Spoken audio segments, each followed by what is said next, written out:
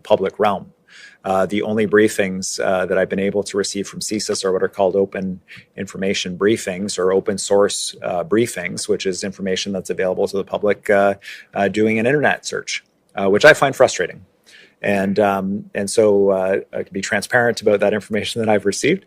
In terms of the specific incident in Surrey, I was contacted by the Prime Minister. He briefed me about what he was going to say in the Parliament, which he then went on and said.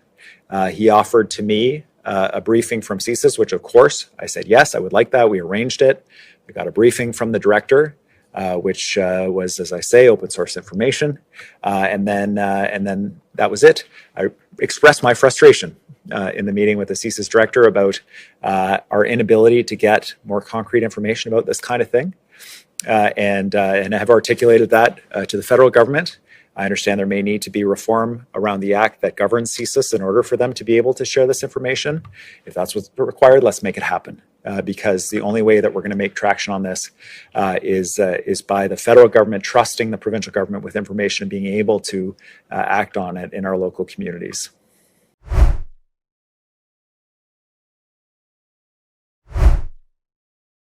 Prime Minister Trudeau, I think, has made a huge mistake. He has made allegations in a manner which he hasn't been able to back. There's two possibilities here.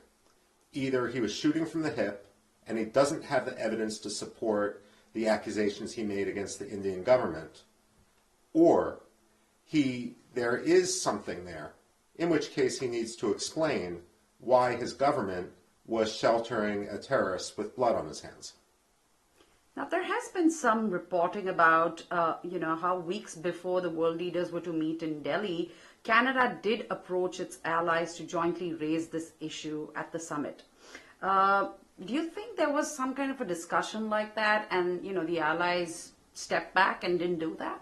Well, as a former consumer of intelligence, I can say that oftentimes the intelligence we see, whether it's a telephone intercept or something else, isn't as black and white, isn't as cut and dry as oftentimes politicians want it to become.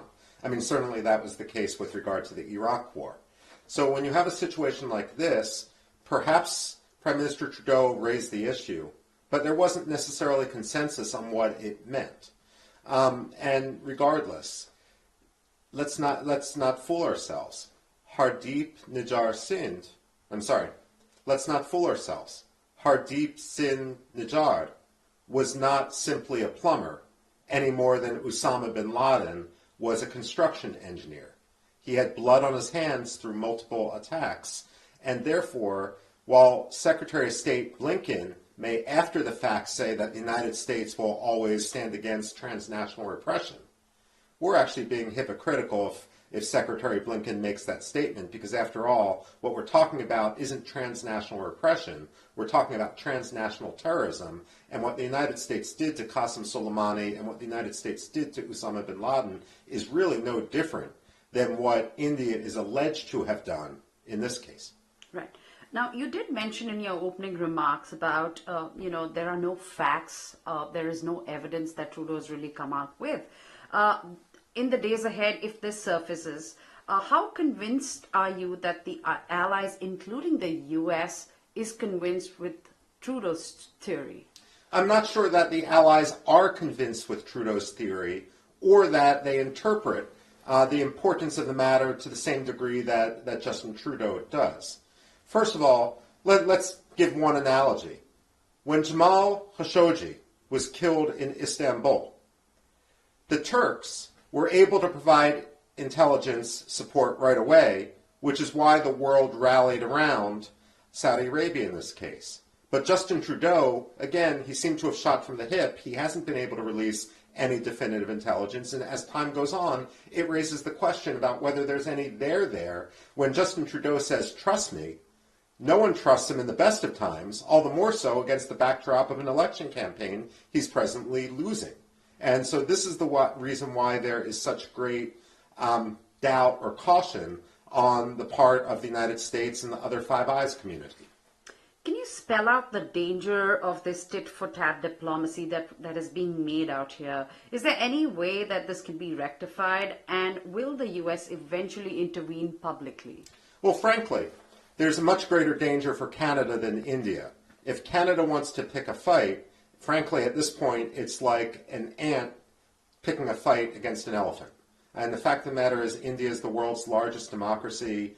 It's far more important strategically, arguably, than Canada is, especially as concern grows with regard to China and other matters in the Indian Ocean basin and in the Pacific. So first there's that.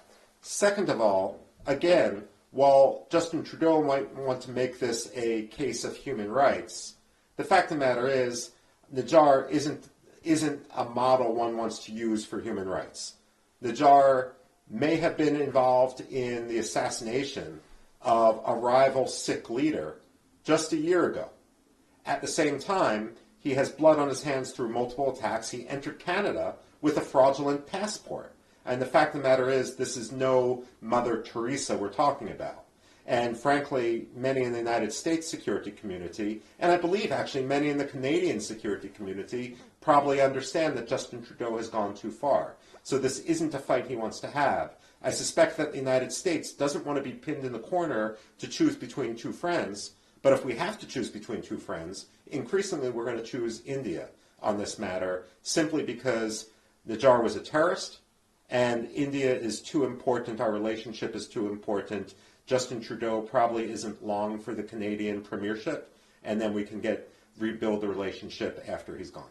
Now, what's your impression of the situation, which was supposed to be, do you think this is an internal domestic political obstacle for Trudeau that he kind of converted into a foreign policy issue? Yes, I absolutely do think that that is the case. Justin Trudeau was playing domestic Canadian politics because as he struggles in his re-election campaign, many Sikh activists are in crucial swing districts. But again, this isn't something unique to Canada. If I look back at American political history, Donald Trump talked about not only building a wall with Mexico, but making Mexico pay for that wall. That was for domestic political consumption, but it had tremendous ramifications within American foreign policy. Perhaps Justin Trudeau basically pulled a Trump out of the hat. At the same time, if I want to go back to 2008, when Joe Biden was a senator, he wanted to criticize George Bush's custodianship of the Afghanistan war. And so he launched a broadside against Hamid Karzai, who was at the time Afghanistan's president. Well, when Joe Biden became vice president and then went to Afghanistan, he found that what he had uttered for domestic political consumption in the United States had actually found resonance with Hamid Karzai, and U.S.-Afghanistan relations plummeted because of it. I mean, I think Justin Trudeau was acting as a politician. He was very short-sighted, and no one should trade their short-term political convenience for the long-term relationship with the world's largest democracy. All right. On that note, thank you so much for talking to me, and I appreciate it.